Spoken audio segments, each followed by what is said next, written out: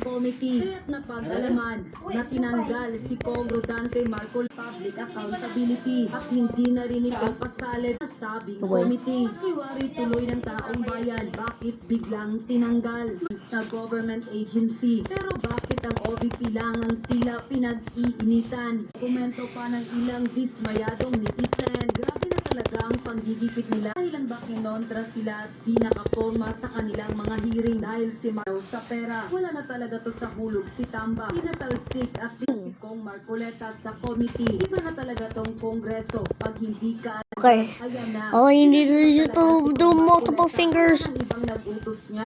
Diyan kasi sila magaling kapag hindi ka aliado at kontra sa mga gusto nila. Si Bak 3, 2, 1, go. talaga makikita na kapag kampi ka sa mga Duterte, gagawan ka to. At si Bak at tanggal agad ang kapalit. Grabe ngayon lang talaga ito nangyayari ang ganitong pamamalakad.